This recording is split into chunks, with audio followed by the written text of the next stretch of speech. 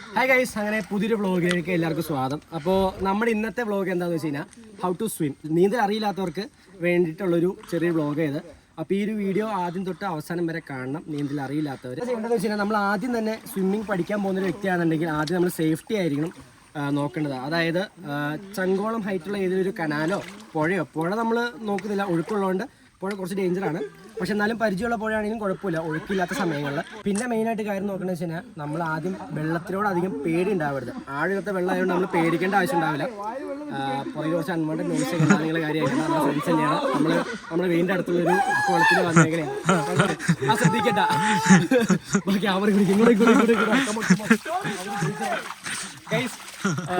അത് ശ്രദ്ധിക്കണ്ട. അപ്പൊ നമ്മുടെ ലക്ഷ്യം എന്താണെന്ന് വെച്ച് കഴിഞ്ഞാൽ നമ്മൾ നീന്തൽ ഒടിപ്പിക്കുക. അതിന്റെ സൈഡിലൂടെ കുറെ ശല്യങ്ങളൊക്കെ ഉണ്ടാവും, നമ്മൾ അവരൊന്നും മൈൻഡ് ചെയ്യരുത്.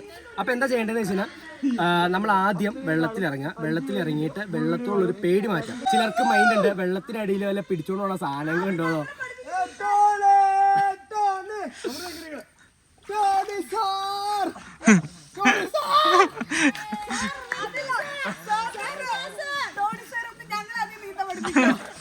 ഗൈസ്, അവര് നീന്തല് ഇന്നെങ്ങാനും എനിക്ക് പഠിപ്പിക്കാൻ പറ്റി തോന്നുള്ളൂ. അതുകൊണ്ട് ഞാൻ ഒഴിവാക്കി വിട്ടേ, ട്യൂബ് കൊടുത്ത് പറഞ്ഞു വിട്ടേക്കുക.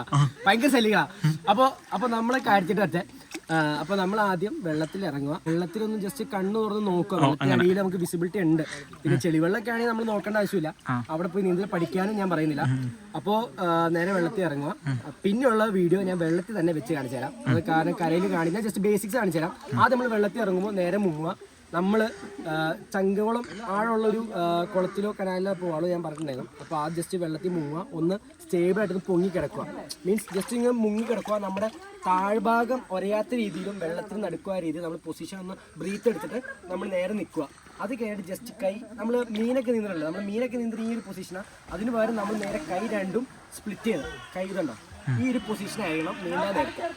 അത് പയ്യെ പഠിച്ചു കഴിഞ്ഞിട്ടുണ്ടെങ്കിൽ പിന്നെ നമുക്ക് അടുത്ത സെക്ഷനിൽ എടുക്കാൻ പറ്റും. അത് കഴിഞ്ഞുള്ള സെക്ഷനാണ് കൈ പൊക്കിയിട്ടുള്ളത്.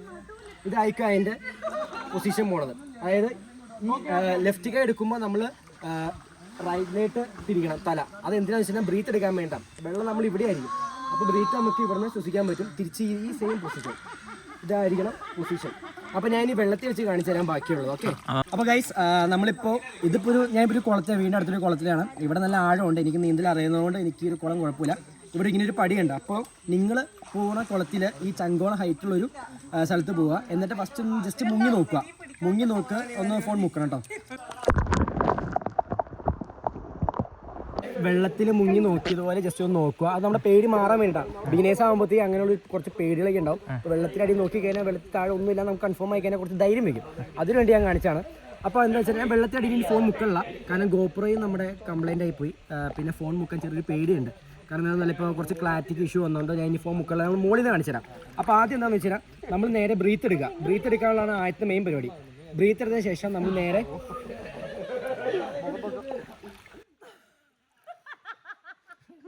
അപ്പോൾ അതുപോലെ പൊങ്ങി കിടന്നിട്ട് നമ്മളിനി നേരെ കൈ കൊണ്ട് തുഴയാൻ പോവാ. ഇതുപോലെ തുഴയണം. ആ സ്റ്റെപ്പാണ് അടുത്തത്. അപ്പോൾ ശ്രദ്ധിച്ചു.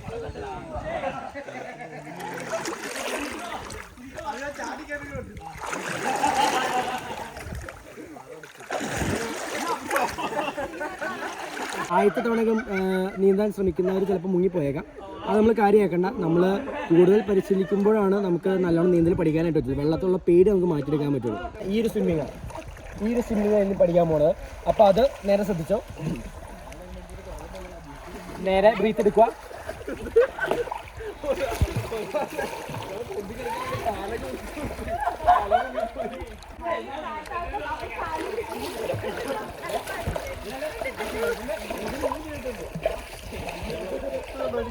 നാലാമത്തെ സ്റ്റെപ്പിൽ നമ്മൾ കൈയിട്ട് അടിച്ച് നീന്താനാണ് പഠിച്ചത്. അതിൻ്റെ ഒപ്പം തന്നെ നമ്മൾ കാലും കൂടി വേവ് ചെയ്യാനായിട്ട് നമ്മൾ പഠിക്കണം. അപ്പോൾ അതിന് എളുപ്പത്തിനെന്ന് പറഞ്ഞു കഴിഞ്ഞാൽ നമ്മൾ ഏതിലേക്ക് ഇതുപോലൊരു കുളത്തിൻ്റെയോ അല്ലെങ്കിൽ പുഴയുടെയോ അല്ലെങ്കിൽ കനാലിൻ്റെയോ സൈഡിൽ പോയി പിടിക്കുക. നേരെ നമ്മൾ ഇതുപോലെ ഫ്ലോട്ടേ എടുക്കുക. ഫ്ലോട്ടേ കിടന്നതിന് ശേഷം നമ്മൾ മുകളിലേക്ക് കാലിട്ടടിക്കുക. ഉണ്ടോ? ഇതുപോലെ പഠിച്ചതിന് ശേഷം ഇത് ഒരു പ്രാക്ടീസ് കുറച്ച് വേണ്ടി വരും. ബിഗിനേഴ്സ് ആയതുകൊണ്ട് അവർക്ക് കുറച്ച് പ്രാക്ടീസ് വേണ്ടി വരും. അപ്പോൾ നമ്മളിപ്പോൾ 4 സ്റ്റെപ്പ് വരെ പഠിച്ചു. ഇനി നമ്മളിപ്പോൾ ഈ 4ാമത്തെ സ്റ്റെപ്പ് സെയിം സാധനം റിപ്പീറ്റ് ചെയ്തുകൊണ്ട് നമ്മൾ കാലും കൂടി അടിച്ച് നീന്താനായിട്ട് പോകാം. അപ്പോൾ ഇനി അതോടെ നമുക്ക് ചെയ്യാം.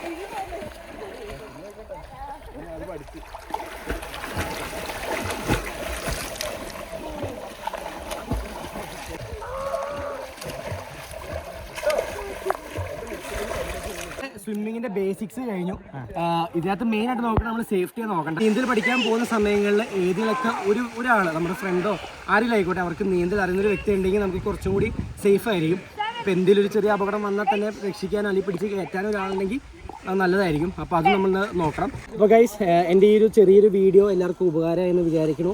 അപ്പോൾ കണ്ട് ഇഷ്ടപ്പെട്ട് കഴിഞ്ഞാൽ സബ്സ്ക്രൈബ് ചെയ്യാനും ലൈക്ക് ചെയ്യാനും കമൻറ്റ് ചെയ്യാനും മറക്കരുത്. പിന്നെ എൻ്റെ ഈ വീഡിയോ കണ്ട് നീന്തൽ പഠിച്ച് കഴിഞ്ഞിട്ടുണ്ടെങ്കിൽ അത് കമൻറ്റ് അറിയിക്കാനും നിങ്ങൾ ശ്രദ്ധിക്കണം.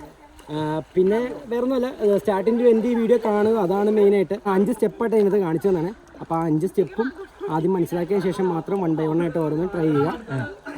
അപ്പോൾ ഇനി എന്താണെങ്കിലും അടുത്ത വീഡിയോയിൽ കാണാം. Bye bye.